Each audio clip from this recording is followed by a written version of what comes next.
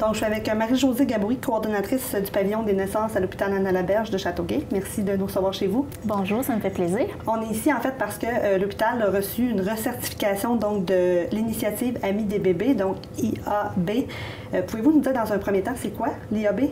En fait, l'IAB, c'est une évaluation qui est faite par le ministère des Services sociaux et en même temps, c'est aussi reconnu mondialement par l'OMS et l'UNICEF.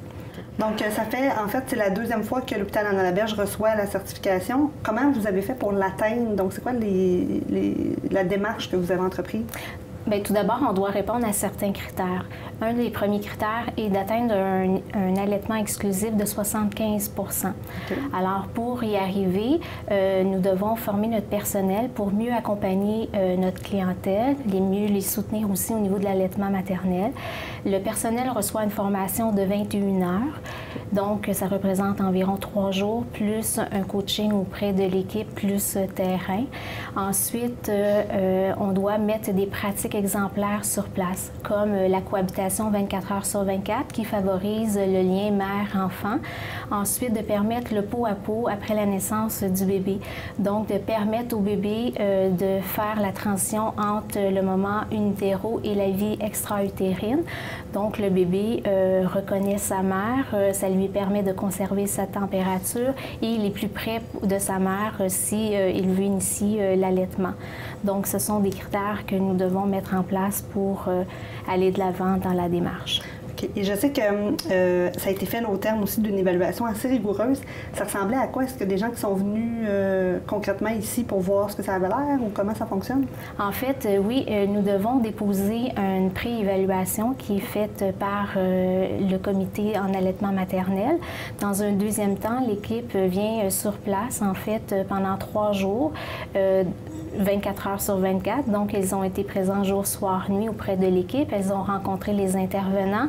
Elles ont aussi rencontré les intervenants qui offrent des soins au niveau du prénatal, mais également, ils ont rencontré la clientèle pour avoir leurs commentaires au niveau de la satisfaction, au niveau du soutien qu'on leur amène au niveau de l'allaitement maternel. OK. Donc, c'est une démarche assez rigoureuse. On comprend pourquoi il y a juste 11 hôpitaux au Canada, en fait, qui l'ont. Et bien, pouvez-vous nous résumer un peu les services et les soins offerts au pavillon des naissances, mais plus en lien avec vraiment l'IAB? En fait, l'IAB est là pour ceux qui choisissent aussi l'allaitement maternel, mais par contre, toute mère qui, peu importe le mode d'alimentation qu'ils choisissent, on les accompagne à l'intérieur de leur naissance. En fait, le fait de mettre le bébé en pot à pot, peu importe le mode d'alimentation, le bébé peut en bénéficier. Donc, on met des soins optimaux pour lui. Ensuite, le fait de les laisser ensemble 24 heures sur 24, de faire aussi un enseignement qui est individualisé pour chaque clientèle. Donc, que ce soit un premier bébé ou un deuxième bébé. Donc, tout est adapté pour cette clientèle-là. Également, le soutien qu'on fait aux mères, c'est vraiment individualisé pour eux. L'IAB, en fait, vise à protéger, à promouvoir puis à soutenir l'allaitement.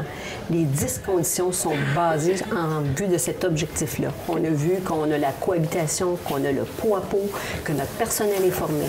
Mais on va beaucoup plus loin que ça. Tout au long du séjour, de la naissance jusqu'au congé, l'allaitement va être protégé, il va être soutenu. Donc, on va voir avec la mère à répondre à ses besoins, à répondre à ses questions et à la diriger vers nos ressources communautaires, vers notre CLSC à sa sortie, pour être sûr que son allaitement, du début à la fin, correspond à ses besoins et à ses objectifs. Si on regarde au niveau des conditions, que la mère, si le choix est un non-allaitement, elle aussi, elle va bénéficier de nos 10 conditions parce qu'on a vu qu'elle aura les mêmes soins et on va s'assurer que la façon que le bébé reçoit les préparations commerciales, ça soit de façon sécuritaire et que l'enseignement soit complet. Donc, ça s'adresse vraiment à toutes les femmes là, qui viennent accoucher finalement à l'hôpital Anna-Laberge, pas juste celles qui décident d'allaiter. Vous avez tout à fait raison. La politique d'allaitement, elle s'appelle peut-être politique d'allaitement, mais c'est d'offrir une nutrition sûre à tous les bébés, que la mère soit allaitante ou non. C'est sûr que notre information, on veut qu'elle prenne une décision éclairée, la mère, face à l'alimentation de son nouveau-né. Donc, elle reçoit de l'information, elle reçoit du soutien, et si le choix est un non-allaitement, elle va avoir de l'enseignement pour être sûre que s'il y a une utilisation des préparations commerciales pour nourrissons, ce soit fait de façon sécuritaire et adéquate. Merci beaucoup, Mme Michaud, pour cette précision. Merci.